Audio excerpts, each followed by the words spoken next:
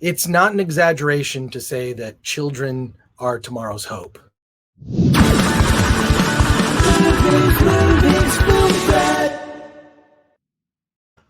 Welcome to the Film Threat Podcast. I am Chris Gore, and I am a big proponent of early education. Having raised two children, one of the things that I did with my kids when they were very young was I read to them.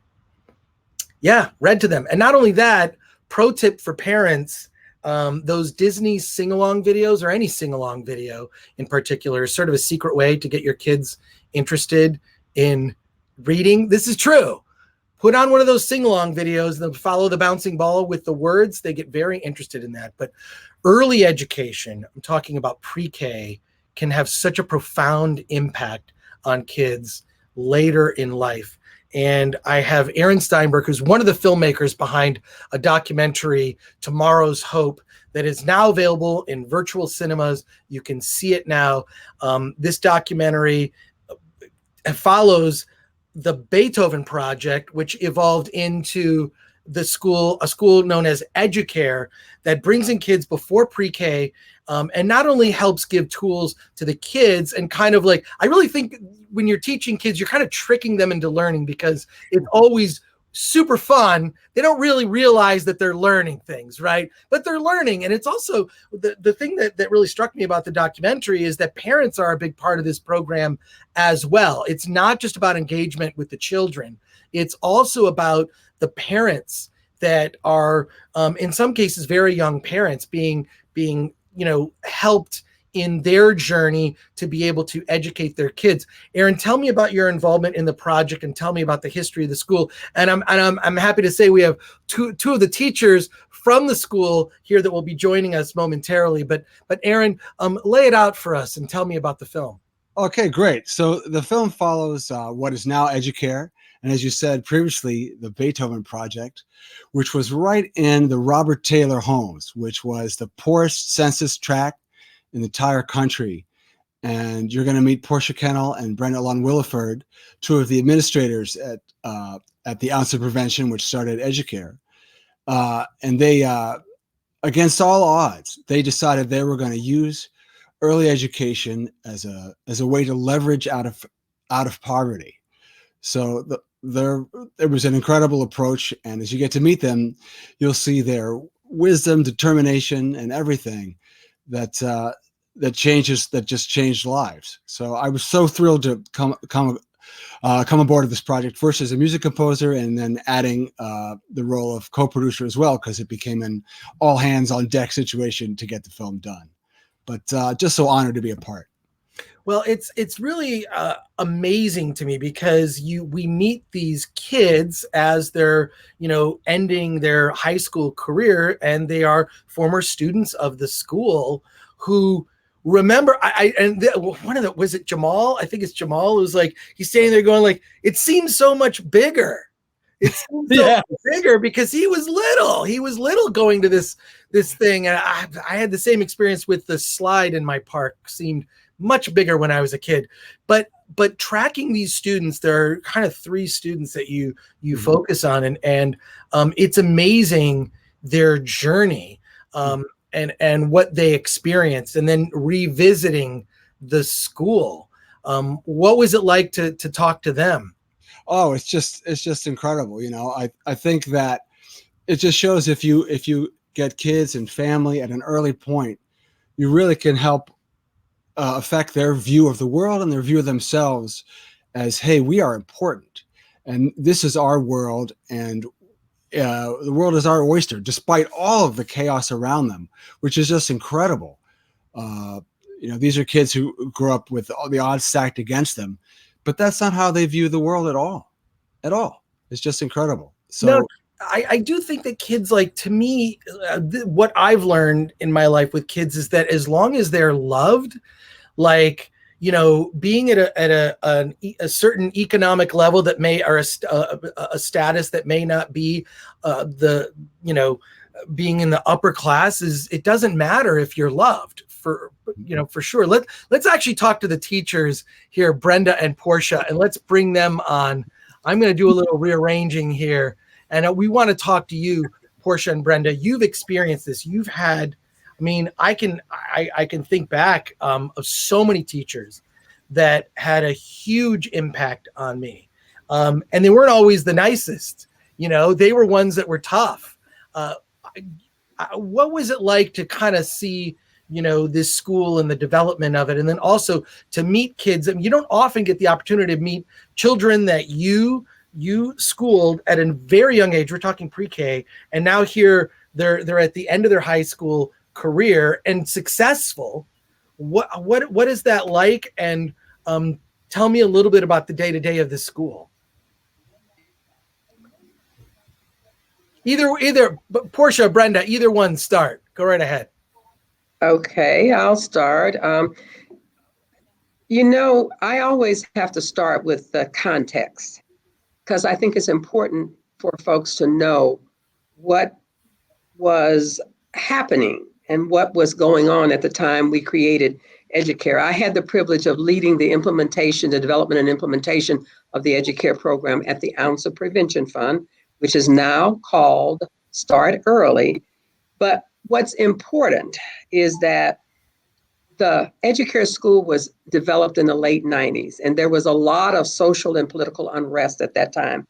And we were developed in a community called Grand Boulevard. And it was a community that was stressed, underserved, under-resourced, and had large numbers of families who were living in poverty. And many of the community's residents lived in the Robert Taylor homes, which at the time in the 90s was the largest public housing complex in the nation. And at the same time, it was one of the poorest census tracts in America. In the Robert Taylor homes, there were 26,000 families in 8 square blocks, piled on top of each other, living under challenging circumstances of poverty. And within that frame, we created Educare. And I think that's important to know that it was not all kumbaya. We just thought we'd do good in the hood. We were facing, and I say we, and I include the families, the children, and the staff, and other community organizations. We were facing high levels of violence. We were looking right in the face of adversity in every way. But we decided, the Ounce of Prevention Fund / Start Early decided way back then, and I'm glad I was in a place to be a part of that creation and development and to lead it, that we were not going to give up on this community. We saw hope. We saw possibilities and believed so much in the power of early learning to change the trajectory of not only children's life, but families' life. And we believed that in the power of relationships.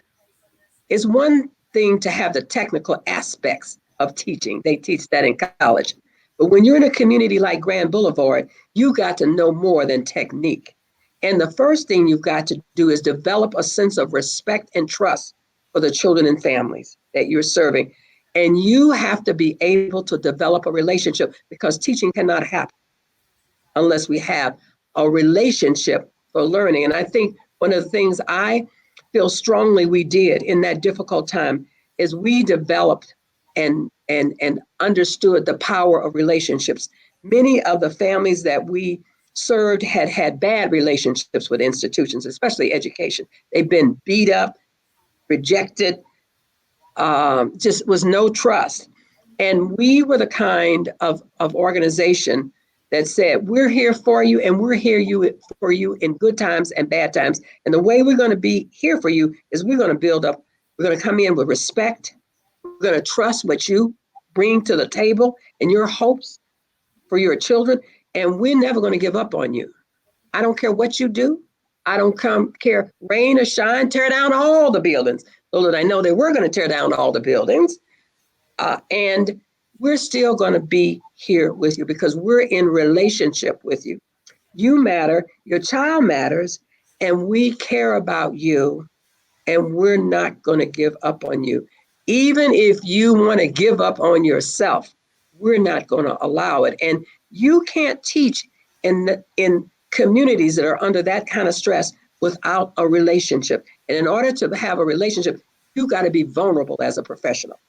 You've got to be vulnerable. You've got to be a person first. And you've got to respect and understand what the families from these communities are bringing to the table, because they're bringing their best. They're bringing who they are. And you need to connect with that. You need to build a relationship. And then you can begin to teach, learn, and grow together. And I think sometimes we're so scientific and so technical now, we forget what learning is all about. And no learning for human beings can take place without, in the context, in the first early years, first to birth to 5, unless there's a relationship with a caring adult. And we weren't there to take the parent's place. We were a ring around the parent and child, a ring of relationships that my staff formed to support and lift up children and families that the society had forgot about. Therefore, that's why I call it, our community was forgotonia. Nobody cared. I mean, massive violence. Children, they didn't even notice until the children stopped going to school. And it got into the tax base of the education system. And they said, where are all the children? Well, they hadn't been coming to school for over a year. And nobody cared. And it was a time of a lot of stress. But in the midst of that stress, and as you look at the movie, what you're going to see is the power of relationships, trust, and respect. You're going to see resilience. You're going to see that families overcame so many adversities to be able to support their children's learning. And the result of that is that those children graduated and they went to college. So that's my story. And I feel like, Portia, you could just drop a mic right now if you wanted to do that. That would just. I really believe it. It's true. I mean, I know we're still struggling in places, and Lynn, I wanted Brenda to talk, because she is the education person. She was looking at the teachers and trying to help the teachers learn how to teach under these circumstances. And we have a lot to say about how you teach children who are living in poverty in communities that are under-resourced and stressed and challenged. Those are the circumstances. That is not who the people are. See, you got to know that. That is not who the parents are. You got to see past that situation and circumstance. And Brenda, I'm glad she was there. She's my education partner, and she was down there helping teachers understand their own feelings, thoughts, and perceptions so they could have and use the power of relationships, so they could use themselves as a learning tool for the children. And she can speak more about the education and what it was like for our teachers and how she supported them and how we all supported each other to get through what was a difficult time. Brenda, yeah, what would you add to that? Oh, I just echo everything that Portia shared. At the time, I was the director of the Educare School as part of the Ounce of Prevention Fund at the time.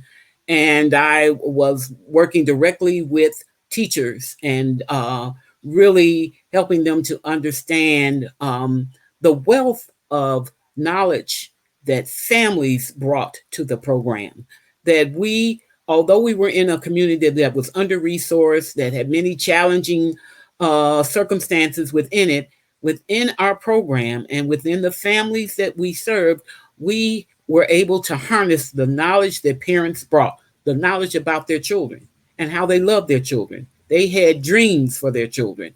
And that as a program, if we work together, we partner with parents, that we would be able to fulfill some of the hopes and dreams that the parents had for their children and for their family.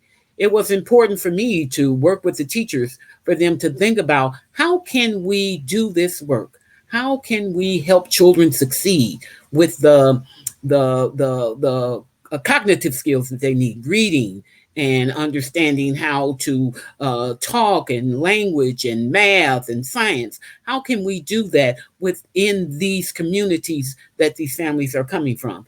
And as an educator myself, my background is education. I had to come into this program and really learn and be open to how these parents are our partners, our best partners in this important work, that they hold the keys that not only the teachers have and that the community has, but the parents have as well. And bringing all that together as we move forward to help ensure that the children were able to learn, that they were able to grow, that their environments mirrored some of the environments that the more resourced children had, that we were able to address the things that these children needed, that the families needed within the context of a very challenging environment. So that's the way I worked. I really worked to learn families.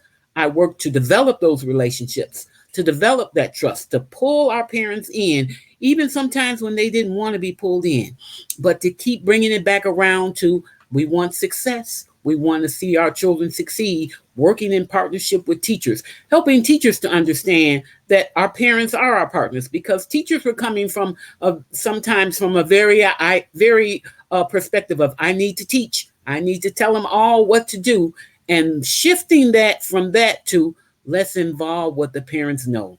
Let's involve what you know. And if we bring all of this together, we can help children learn the academics, as well as the most important things that children needed to learn, some of those social skills, how to get along, how to think critically, how to problem solve, how to ask the kinds of questions that you need to ask and be given the opportunities to find out, as opposed to given the answer right away, and creating that kind of environment.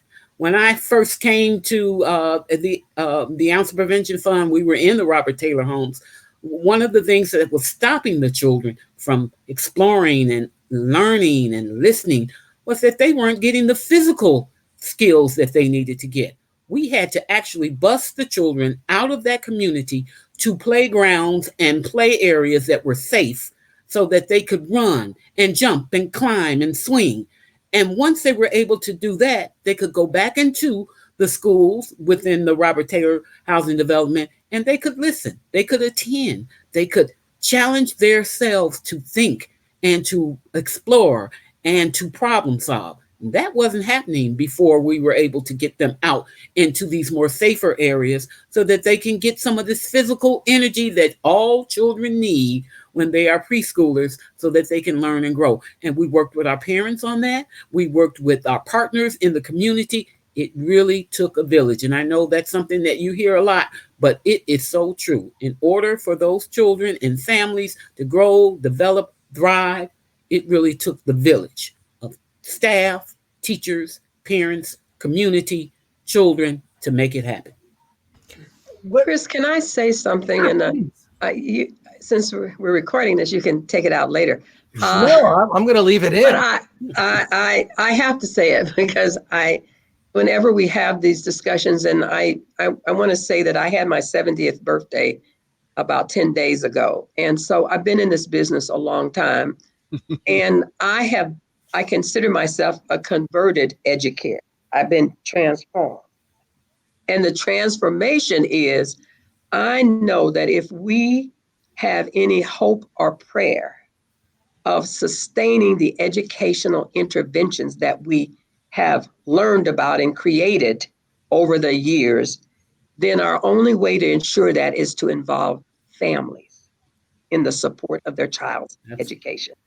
That's how it's going to be sustained, because they're going to be with them much longer than they're going to be in our program. And we have to give parents the trust and respect. We have to see them. We have to hear them. And we have to understand that, especially in the communities that start early, and now my employer, I work for the Buffett Early Childhood Fund now, what you have to understand is the dynamics of the communities in which these children whose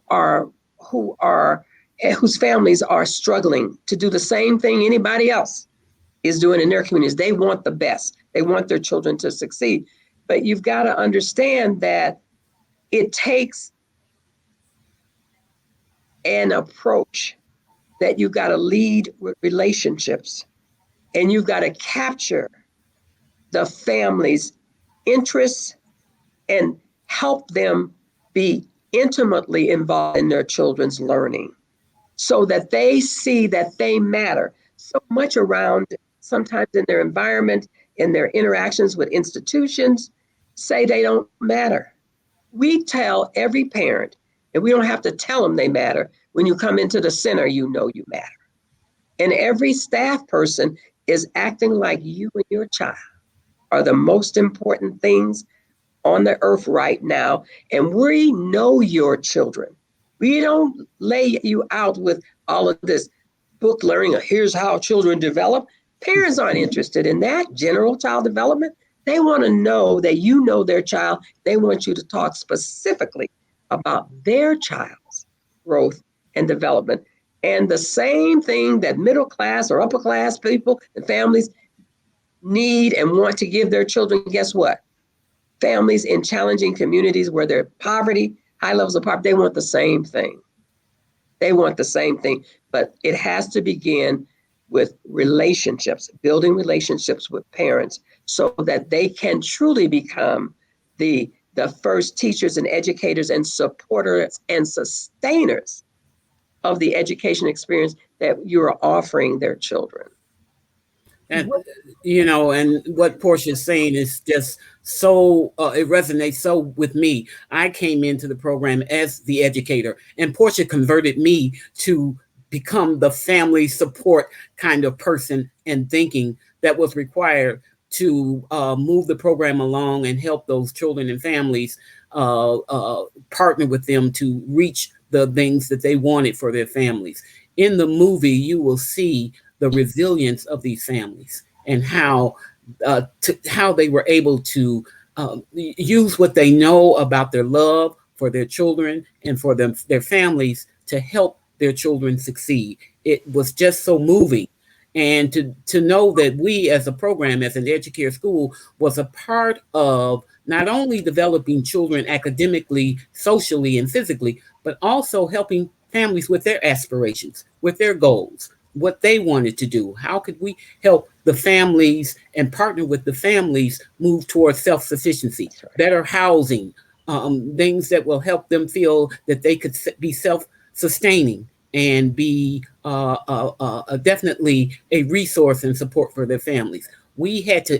Our thinking had to include all of that, not just the education piece for their children.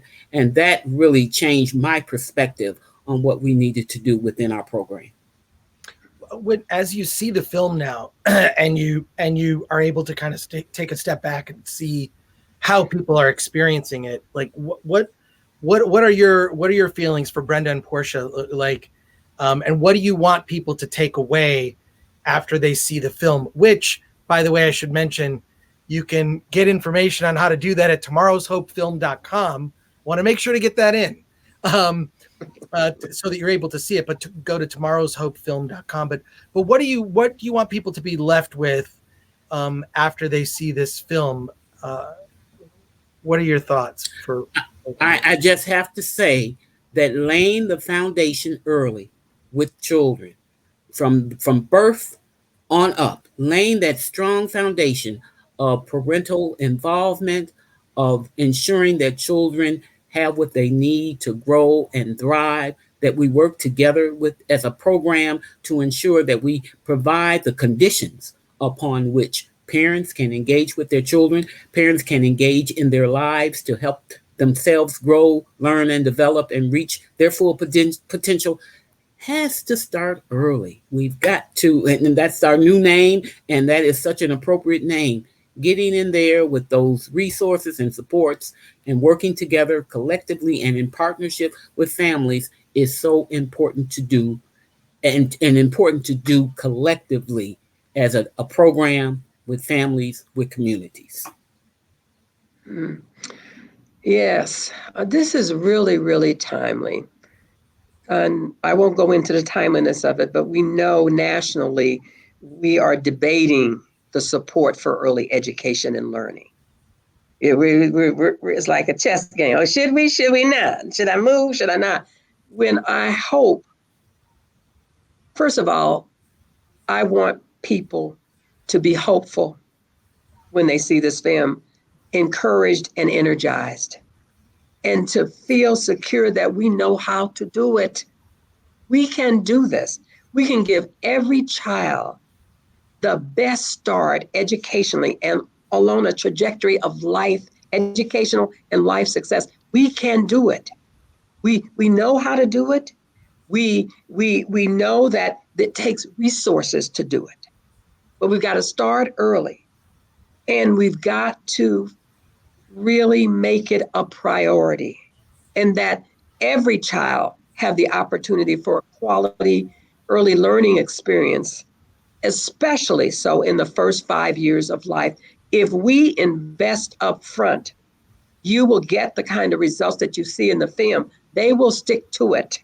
Their parents will make sure they stick to it, and they will reach a desired successful educational outcome. So while there was a lot going on, it was done. If we can do it, if it can be done under these circumstances, what's stopping us? We need to have the will to make children and families first, education first, especially children birth to 5. And they need to have the opportunity. Every child that wants it, needs it, ought to have the opportunity for a high quality educational experience that includes their parents. Because we can't do it without the parents. I know we think we can, but we cannot. And the parents come with a set of wishes, hopes, and aspirations, just as we have hope for their children. Their parents come with hopes and aspirations, and we need to hear them. We need to see them. We need to help them through our relationship know that one of the most important factors in their child's success, in helping their child, the dreams that they have for their child succeed, is them. It's on them. It's not done outside of them. And I think what you see in Educare is that parents believe that they matter, that what happened to their child, while they're thankful for what we did as we held them as professionals, as people that cared about them, they leave thinking, I can do it the rest of the way. Something internal happens that says, what I do around my child's education and my involvement matters. And they take that with them. Because if we didn't do that, and they thought everything that happened to their child was because we were there, then that's not going to lead to a successful long-term outcome as far as children's educational trajectory is concerned. We have to work with parents so they have confidence and are clear that they are the difference that makes the difference in their child's education. Now, we can help them. We bring something to the table, but they also bring something to the table. And we're there to make sure that what they bring to the table is attributed to them. There's child success. It should not be attributed to us as professionals, although we do our part. We want our families to leave Educare thinking, I did that. I can do that. I'm important. I got to get involved. I can do things. There are things I need to know and do to support my child's education. It's on me. And I will work with my child throughout his educational experience beyond the walls of Educare. I can do it. But if you don't instill that in the parents while they're in your program, they won't know. They'll think it's all on you. And everybody contributed, but we want them to leave there thinking, it's on you, Mom, now. It's on you, Dad, now. Go out there and get them. We've had conversations. You've experienced. We've created a set of experience that are prepared you to help your child throughout his educational experience. That's what we got to do. I really believe that. There is a direct correlation between families that feel successful, that they can be advocates for their family, that they are the leaders of their family, to children's success in school, presently and later in life. And we saw that correlation.